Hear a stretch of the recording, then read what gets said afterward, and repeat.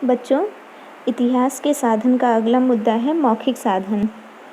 मौखिक साधन मौखिक मतलब जो मुँह से बोला गया हो।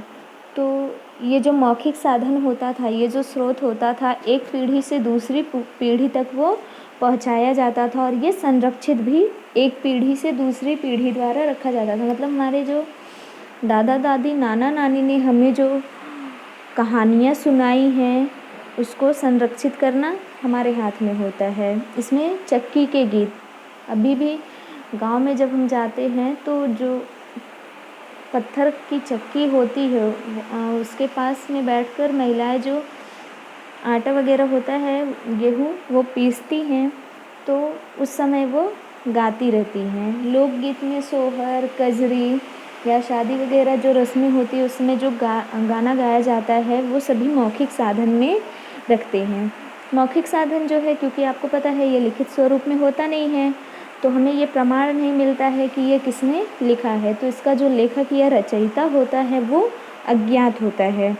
तो हमारा भौतिक साधन, लिखित साधन, मौखिक साधन हो गया है। इसमें ओवी और लोकगीत का जो उदाहरण है वो दिया गया है। चक्की का गीत पांडुरंग पिता रुक्मिण माझी बया आषाढ़ वारियला पुंडलिक आला न्याया।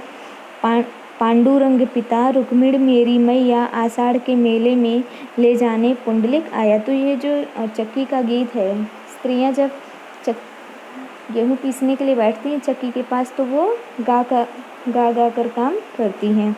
लोकगीत है महानगरी उजनी लई पुणेवांदानी तेथे नानंद होता राजा सुखी होती प्रजा तीन ही लोकी गाजा वाजा असा उजनीचा इकराम राजा। महानगरी है यह उजनी, बड़ी पुण्यवान और दानी, राज्य करता था एक राजा, खुशहाल थी उसकी प्रजा, तीनों लोकों में था उसका नाम, उजनी का वह था राजा विक्रम।